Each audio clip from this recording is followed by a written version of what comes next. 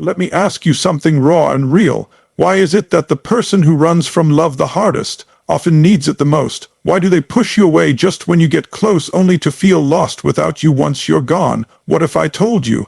The ones who act like they don't need connection crave it more than anyone else. Avoidant lovers are often misunderstood.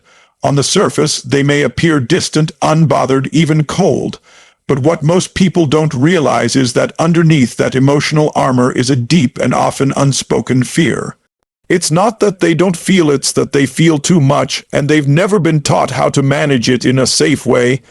Many avoidants grew up in environments where emotional expression was discouraged, ignored, or even punished. Their needs may have been met with neglect, inconsistency, or conditional affection. Over time, they learned one powerful message: needing people leads to pain, so they adapted. They taught themselves not to rely on others, not to get too close, and definitely not to become vulnerable. To survive emotionally, they had to suppress the very instincts that make us human: the need for love, connection, and intimacy. That suppression doesn't mean those needs disappeared. It simply means they went underground. They became hidden, tucked away beneath layers of independence, detachment, and control. But they're still there, and they're still aching. This is why avoidants often behave in contradictory ways. They might initiate contact, show interest, and even pursue closeness, only to suddenly pull back the moment things feel too real. They may crave emotional connection, but the second it gets intense, their internal alarms go off. Their nervous system equates closeness with danger because at some point in their past, closeness led to pain. It's not logic that drives their behavior, it's survival. This survival strategy creates a painful paradox. The very thing they long for, intimacy, is the thing they're most afraid of.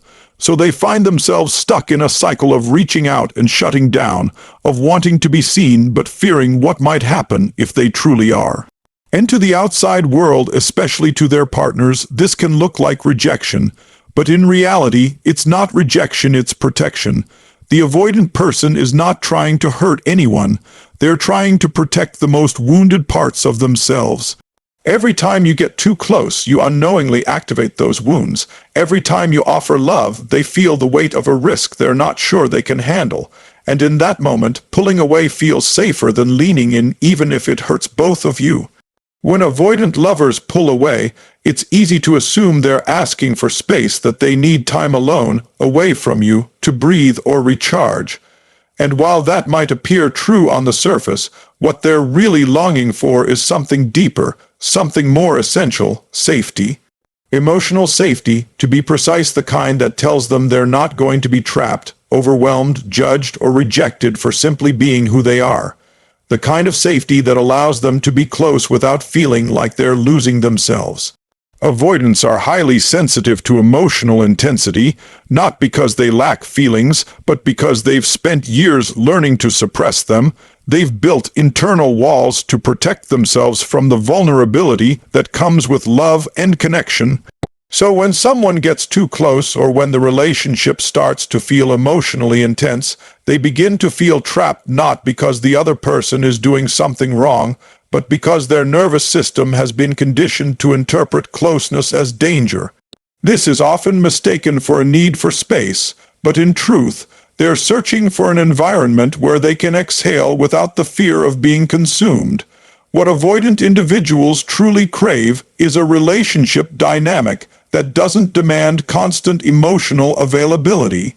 They don't want to be fixed or pressured into expressing more than they can handle. They want to know that their pace is respected, that they can exist within the relationship without having to perform emotional closeness on demand. The irony is, when they feel this kind of safety, they're actually far more likely to engage and stay present. The moment they feel cornered or emotionally suffocated, however, they retreat. It's not about needing time apart from you. It's about needing time to regulate themselves so they don't feel overwhelmed. Safety for an avoidant isn't about distance, it's about emotional permission. Permission to be themselves without fear of emotional punishment, permission to come closer in their own time, in their own way. If a partner can provide that not by withdrawing or playing games, but by showing quiet consistency and emotional steadiness, it creates a space where the avoidant can begin to soften. Over time, their need for space becomes less about escape and more about balance. Because once they feel safe, they stop running, not because someone chased them, but because they finally feel like they won't lose themselves by staying. Emotional distance is one of the most recognizable traits of an avoidant lover, but it is also one of the most misunderstood. When someone constantly pulls away, detaches, or shuts down emotionally, it's easy to assume that's just who they are: cold, aloof, or emotionally unavailable by nature. But that perception misses the truth. Emotional distance is not their identity, it's their armor. It's the shield they've developed to protect themselves from emotional wounds they haven't yet healed. It's a defense, not a definition of who they really are at their core. Beneath the surface of an avoidant is a person who deeply desires connection, but fears the vulnerability it requires. They've likely been through experiences where trusting someone led to disappointment, betrayal, or abandonment. Maybe it started in childhood with inconsistent caregiving, or later in life through heartbreak and emotional manipulation. Whatever the origin, the result is the same. They learned that the safest way to protect their heart is to keep people at a distance. That pattern becomes automatic, a way of surviving in relationships that feels safer than opening up and risking hurt again. But make no mistake that emotional distance is not a reflection of a lack of feelings. In fact, many avoidant people feel emotions just as deeply, if not more intensely, than others. They simply don't know how to process or express those feelings in a way that feels safe to them, so they retreat. They go silent, they create space. It's not because they don't care, it's because caring has always felt dangerous to them. Showing love means exposing themselves to the possibility of being judged, criticized, or left behind. So they suppress it to stay in control. This is why it's so important not to confuse a person's armor with their truth. The avoidant might come off as distant, but inside there's often a longing to be seen and accepted, not for what they show, but for who they really are when no one's watching. They want to be loved not despite their fears, but with them. What they need most isn't someone to crack their defenses by force, but someone to recognize the person hiding behind those defenses. When they feel truly seen, not for their avoidance, but for their human need to be loved and understood, something inside them begins to shift. Because it's in that recognition that the armor starts to feel less necessary. There's a strange and painful irony when you love someone with an avoidant attachment style. The more love you offer, the more they seem to pull away. You might do everything right.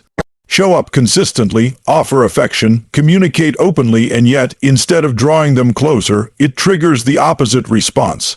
They withdraw, they get quiet, or they suddenly become critical or distant.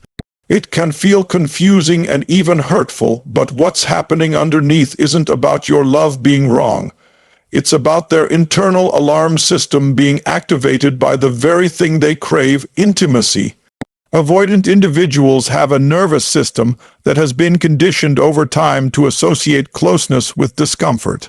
When emotional intimacy begins to deepen, when someone starts getting too close to their inner world, it stirs up old fears of being engulfed, controlled, or ultimately abandoned. This reaction is rarely conscious. They're not sitting there thinking, "I'm afraid of love." Instead, they just begin to feel tense, agitated, or overwhelmed, and their instinct is to create space.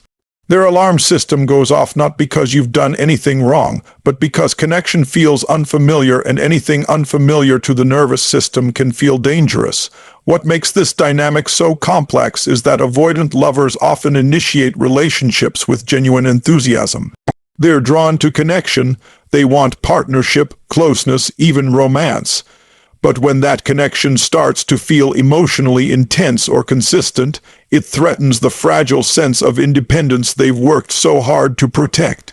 That's when the walls go up. That's when they retreat, not to punish you, but to soothe the rising panic inside them. Love to them can feel like a loss of control, and control is what has kept them emotionally safe for so long. This fear-based reaction creates a push-pull dynamic. They may come close just long enough to feel a spark, then pull away once it begins to feel like too much. The closer you try to get, the more threatening it feels to them, not because of you, but because love demands vulnerability, and vulnerability demands surrender. To an avoidant, surrender has historically meant pain. So when love feels too good, their subconscious doesn't relax, it braces for impact. It waits for the moment it all falls apart, and to avoid that pain, they pull away first. It's not personal, it's protective. Their alarm is not reacting to your presence, but to the memory of past wounds your love unintentionally touches. Avoidant individuals often live in a quiet emotional contradiction. They deeply want to be chosen, yet they fear being chased. They want to feel special, desired, even irreplaceable, but the moment someone pursues them too hard, too emotionally, or too quickly, they retreat. It's not because they don't want love. It's because love to them has never felt like a safe place to land.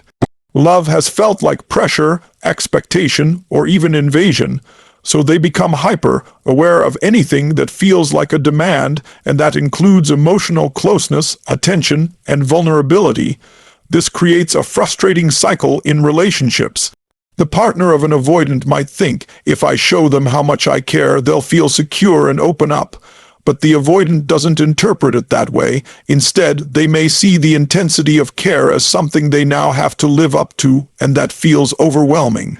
They begin to feel like they're being emotionally cornered, like they're being asked to give more than they know how to, and so they pull back, often abruptly and without clear communication, in an effort to regain control and safety. What they truly want is the ability to move toward intimacy at their own pace. They want to feel like they're choosing the relationship, not being pulled into it. There's a massive difference between being chosen and being chased in their eyes. When they are chased, they feel objectified, like a project, a puzzle to be solved, or a mission to complete.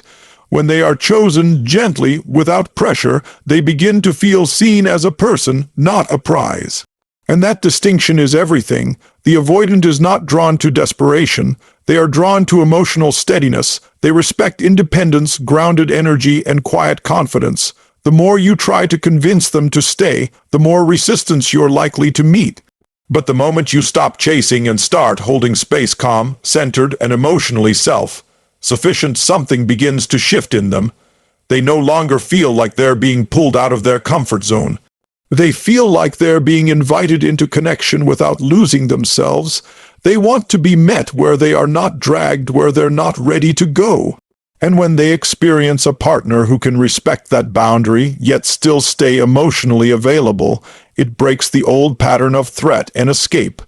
Suddenly, intimacy doesn't feel like a trap, it begins to feel like a choice.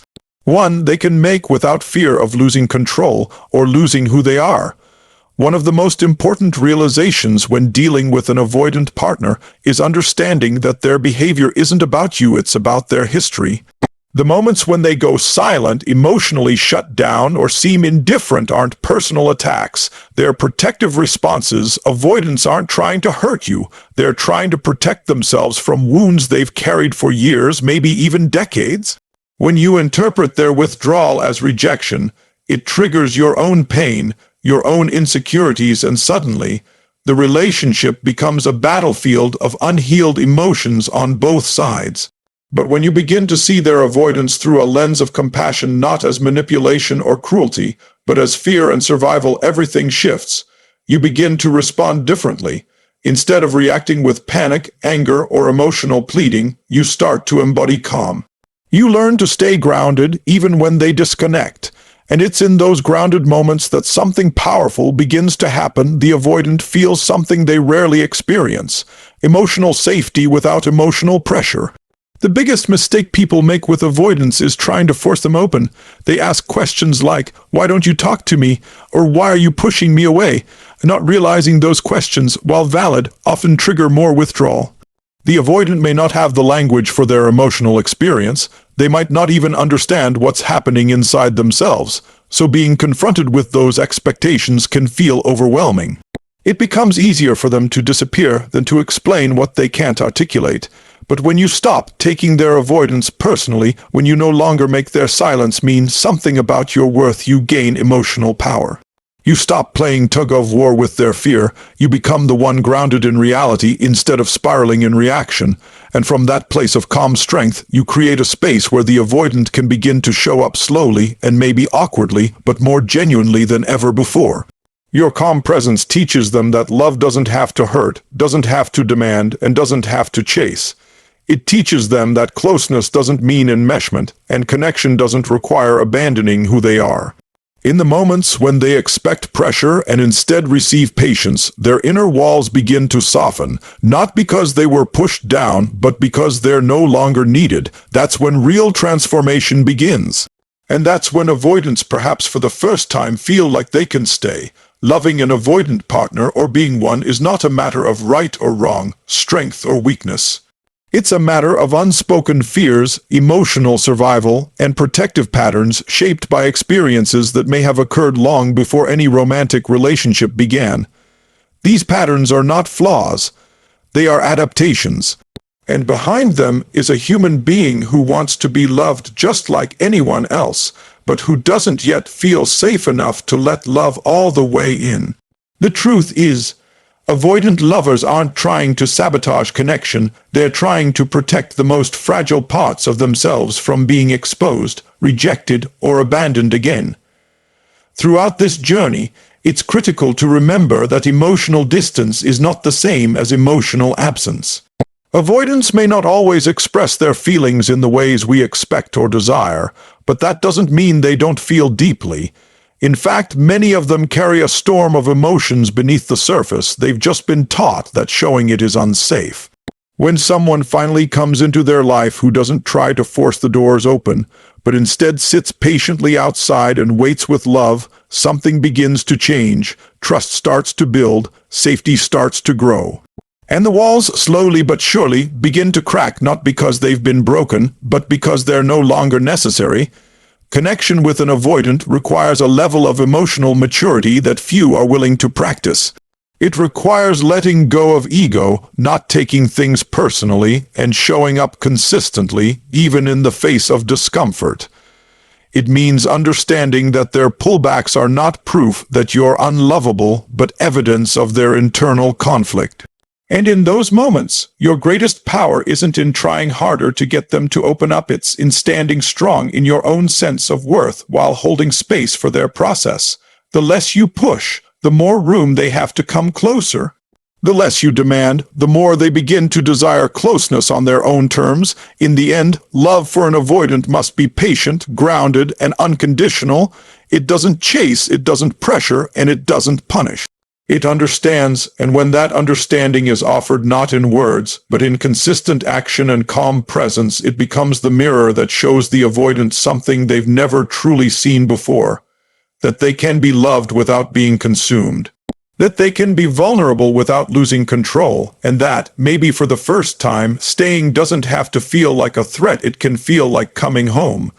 Thank you so much for watching this video and taking the time to explore a subject that's often misunderstood but deeply important. If you've ever felt confused, heartbroken, or helpless while loving someone who keeps their heart guarded, know that you're not alone. And if you see yourself in these patterns, know that healing is not only possible. It's your right. This channel is a safe space for real talk, emotional growth, and powerful self-awareness. So if this message resonated with you, make sure to like, subscribe, and turn on notifications because there's more truth, healing, and transformation ahead. Until next time, stay patient, stay grounded, and remember, you are worthy of a love that doesn't run, a love that stays, grows, and thrives, sending strength, clarity, and connection your way. Take care of your heart, and goodbye for now.